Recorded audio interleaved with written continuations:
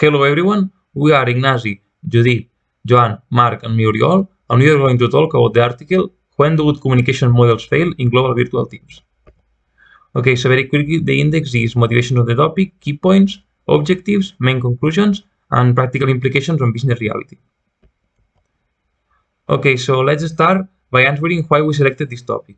So since COVID-19 pandemic started, a lot of articles have been published about this topic, but our main reason is personal experience, as we think that nothing is better than that, and we could consider ourselves kind of experts because mostly all members of the team were forced to work from home due to COVID-19.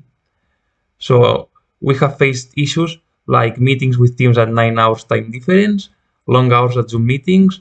We think that some of the words that we have heard the most this year are "you are on mute," and not also physical barriers, but also cultural barriers and little details like how much time do you expect someone to answer your mail. So these are the reasons that lead us to select this topic.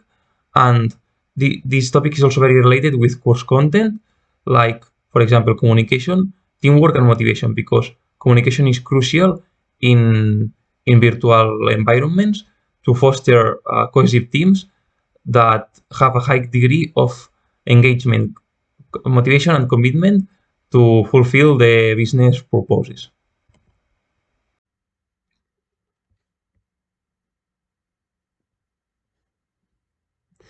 Well, this article has two main parts. The first one explains the current problems on communication over international virtual teams, and the second one explains the lesson learned from different case studies that researchers have done.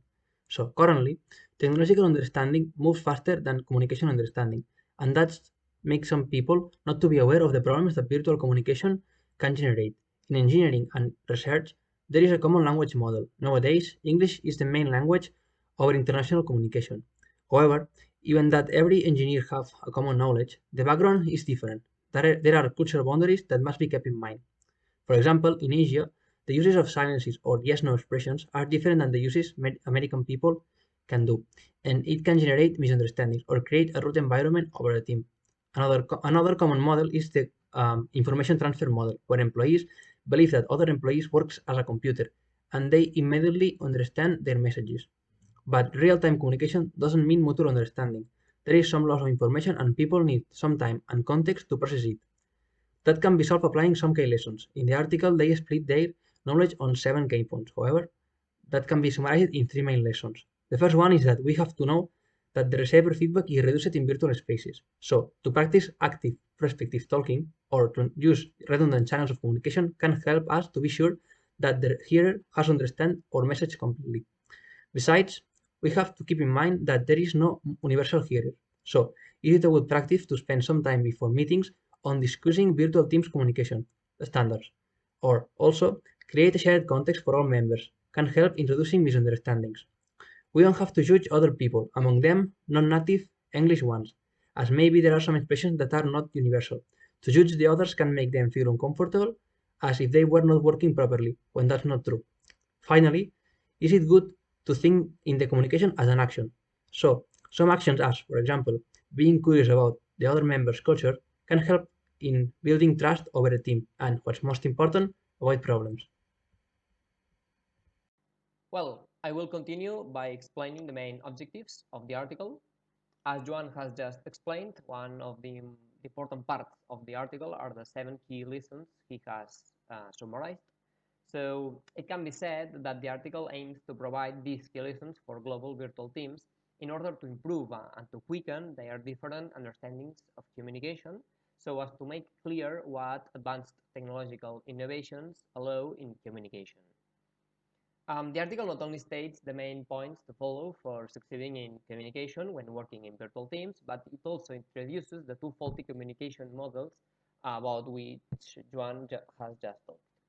They are very useful these days and they could be detrimental in global virtual teams because of the amplification they can cause when talking about the challenges of having a mutual understanding in virtual environments. So, in our opinion, the main objectives of the article are preventing the use or the wrong use of these communication models and giving concrete advices for improving the understandings of communication. Okay, so continuing with what Ignacy have just presented us, I'm going to expose the main conclusions we have taken from the article.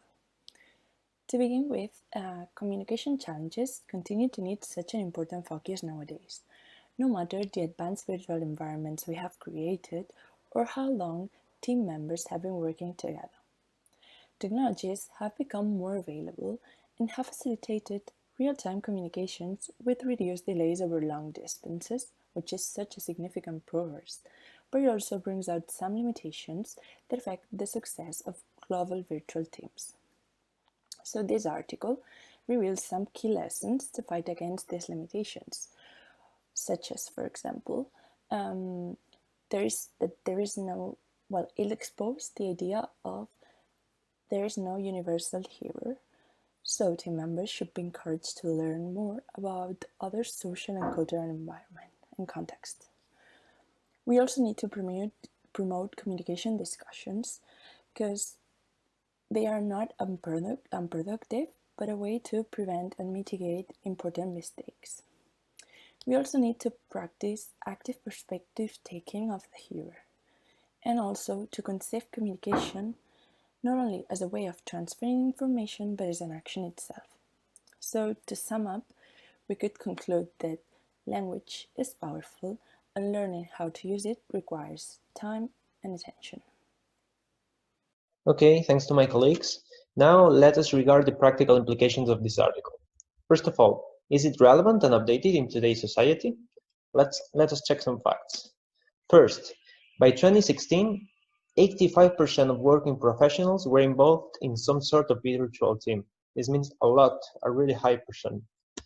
And second fact, in America, and due to the pandemic, COVID-19, remote employees have increased from 3.4% to 43% in half a year. This means this is an increasing tendency in nowadays society. What do we see? That 98% of organizations have leaders who manage virtual teams. So yes, this article and its implications are really needed in today's society and used. Now there's another question over the table. Are companies and people as prepared for this type of communication? Let's see. A study done with 70 global teams showed that 82% of them fell short of their intended goals, both due to virtual communication and also to the fact that the teams were global, mixing cultures and perspectives. Regarding the information shown previously that 98% of organizations have leaders who manage virtual teams, the same survey showed that only 30% of those people demonstrated skills in virtual management. What's the reason for this? The survey also answered. Only 29 of those people were given training. Okay, so what do we learn about all this information? That companies really need to give more importance to virtual communication abilities. And this means more specific training on this topic.